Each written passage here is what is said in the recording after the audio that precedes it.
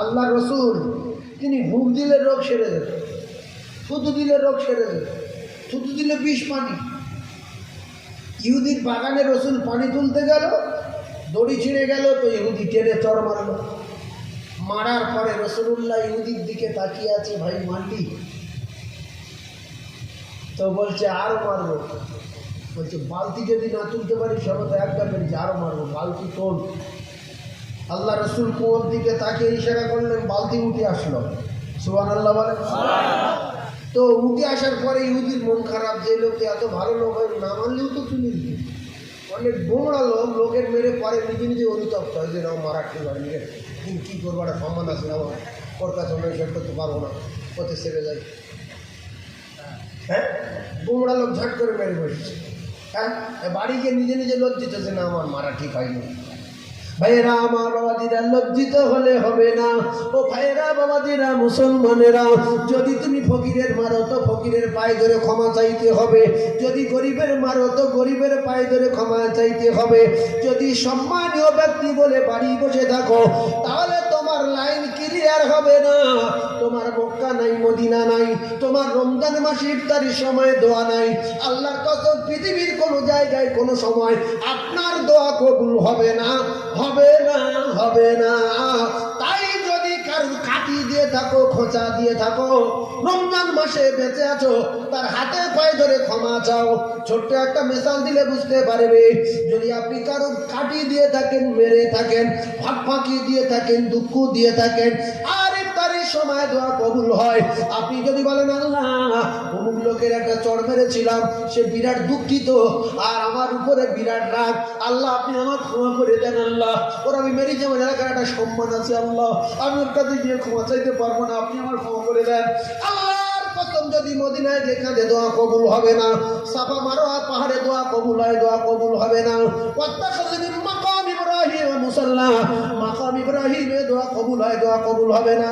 তাই কারোর সর্বনাশ করা লোক যদি এখানে থেকে থাকো, কারোর ক্ষতি করা লোক যদি এখানে থেকে থাকো, আগে তার হাতে পায়ে ধরে ক্ষমা চাও, তারপরে ভোরের বেলা দোয়া চাও। তাহলে তোমার দোয়ার 12টা বেজে যাবে, কোনো জায়গায় দোয়া কবুল হবে না।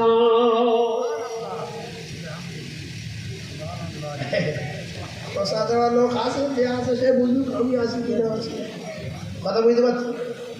জমি কিনেছে 5 কাঠা, দখল করে 6 কাঠা, এক অক্ট নামাজ কাজা করে না।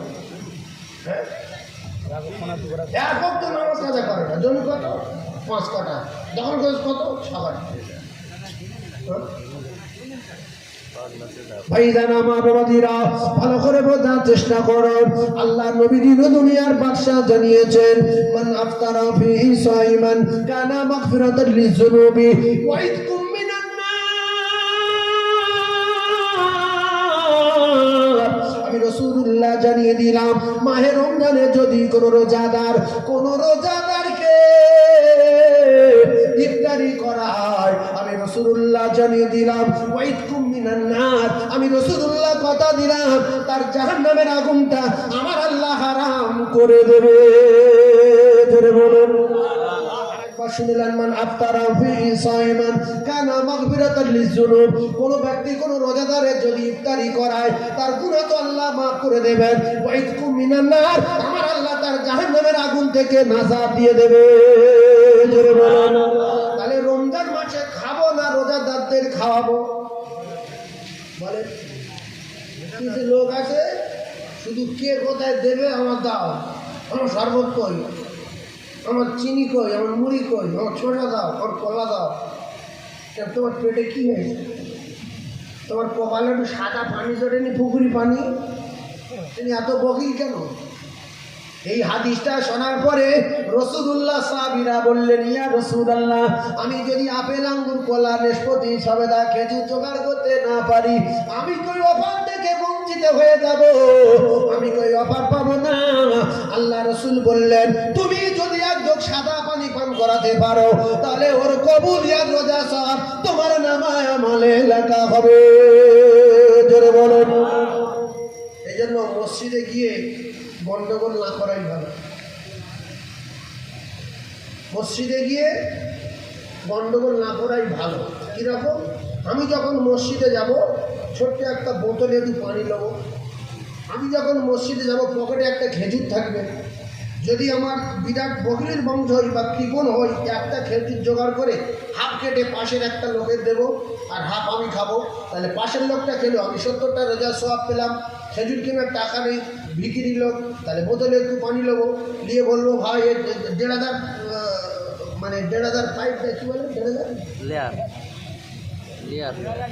1,500 ফুট তলার পানি লিয়ার, 1,500 ফুট লিয়ারের পানি খেয়ে দেয়, 1,400 ফুট লিয়ারের পানি খেয়ে দেয়। এই বুঝিয়ে বাজি যদি দুজনের দুটো খাওয়াতে পারি, তাহলে 70 দুগুণে 139, কত 140। তাহলে 140টা রোজাদারের সওয়াব আমি পাবো। 25 গ্রাম মুড়ি যদি আমার কপালে জোটে, প্রথম 25 গ্রাম মুড়ি নিয়ে মসজিদে যাব। কথাটা বোঝার চেষ্টা করবেন খুব ভালো করে, আপনারা জ্ঞানী মানুষ। আরও ইনশাল্লাহ জটিল তথ্য দেবো আপনাদের কাছে। এইবারে আমি 1 বোতল পানি নিয়ে দুজনকে খাওয়ালাম, 140টা রোজার সওয়াব পেলাম। বাকি আমার তো 70টা আছে, তাহলে এতগুলো সওয়াব আমি পেলাম।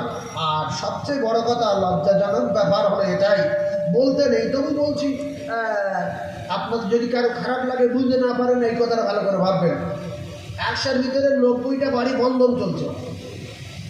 কটা বাড়ি বন্ধন? 90টা মুসলমানের বাড়ি বন্ধন। এরপরে সুদখোর আছে মুসলমান, মদখোর আছে মুসলমান, গাঁজার ব্যবসায়ী আছে মুসলমান, মানে যত ওয়াকাত কুকাত সব এদের ভিতরে আছে বেশি। জেলে এরা বেশি, থানায় এরা বেশি, পেটাপুটি বেশি, চিনিংবাজে বেশি, মদে বেশি, গাঁজায় বেশি, সব এরা বেশি আছে না, নাই সব বেশি। তো এই ওর যে সুদের মালে ইফতারি দিচ্ছে, না মদ বিক্রি করে টাকায় ইফতারি দিচ্ছে, ওর বউ বন্ধন করে টাকা তুলে ইফতারি দিচ্ছে, এইগুলো বলতে গেলে তো মসজিদে ফেতনা হবে, হবে না? হবে না? সুতরাং সবার মাল ভালো, আমার মালটা খারাপ। আমি 1 গ্লাস পানি কল থেকে নেবো, প্রথম যখন দোয়া করবো ঢোক মারে নেবো, রোজা থাকবো না, ভেঙে গেল। কথা বলেন, রোজা একদম পানি খেলে ভেঙে যাবে তো। এইবারে কে কি দিচ্ছি দিয়ে খুশি দিই, গামলা শুধু দেয়, গামলা সিঁড়ে খেলে উঠে যাবে। কারণ আমার রোজা আছে না ভেঙে গেছে? ও পানিটা খা, আমার পানি করতে গেলে গেছিলাম কল থেকে ছোট্ট বোতলে এই। এইবারে যদি পানি না পাই, তাহলে 50 গ্রাম আঙ্গুর কিনবো, কিনে বাড়ি গোটা পাত্র দেবো, পকেটে 2টো রাখবো, একটা পাশের লোকের দেবো, একটা আমি প্রথম খেয়ে নেবো। তাহলে আমি আমার টাকায় আঙ্গুর খেয়েছি, রোজা আসে না ভেঙে গেছে? আমার টাকায় আঙ্গুর খেয়েছি, রোজা আসে? এইবারে দুনিয়ার যত মাল আছে লিয়ায় খাই। তাহলে আমি আমার মালটা যদি ইফতারি করি, খুব ভালো করে বোঝেন কি কষ্টের রোজা বলেন। সেই 3টের সময় উঠতে পারি না, জোর করে বারবার ডাকতে, কই গো, আরে ওঠো না, তুই দাঁড়া, কত বাজে বল, যে হাত করে করে উঠলাম, আর টাইম নেই। এই করে করে 2টো খেলাম, কেউ খেলাম না, 2টো খেজুর খেলাম, 1 গ্লাস পানি খেলাম।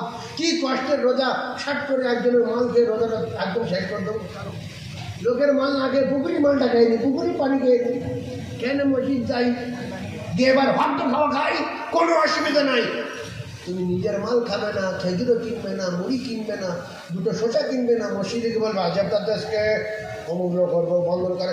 তুই নেই কেন? তুই বন্ধন খেতে ফেলে, তুই তো বাপের টাকার মাল কিনে এনে খাইবি কেন?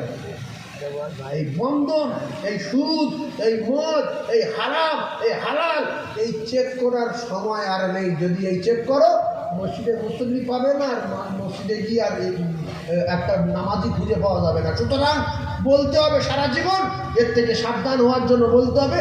মসজিদ গন্ডগোল করার, পেটাপিটি করার জায়গা না। তাহলে সবাই ইফতারি দেয় ভালো, সবার ইফতারি ভালো টাকা, সবার ইফতারি হালাল টাকা।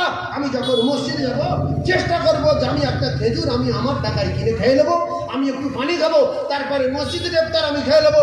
যদি ভালো মাল দেয় তো ভালো সওয়াব পাবে, যদি খারাপ মাল দেয় তো আল্লাহ তার বিচার করবে। আমি মসজিদে গিয়ে ইফতারির জন্য মারামারি করবো না। সবাই ভালো মাল দিয়েছে,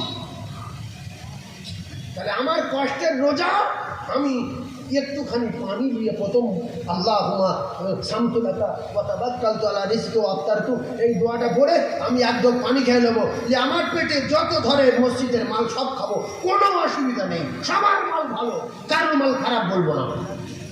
ও লাঠিলে বসে থাকবে, যদি কোনোদিন বলেছেন তুই তোর বউ বন্ধন করে তুই ইফতারি দিছিস, ও তারপর দিন বাঁশের লাঠিলে মসজিদে কেটে বসবে, বলে তোর বড় ভাবে বন্ধন করে, মাল ফিরে যাও ফেরাও।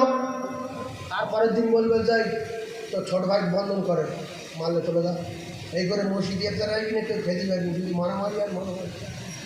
এই জন্য সবার মাল ভালো, আমারটা খারাপ।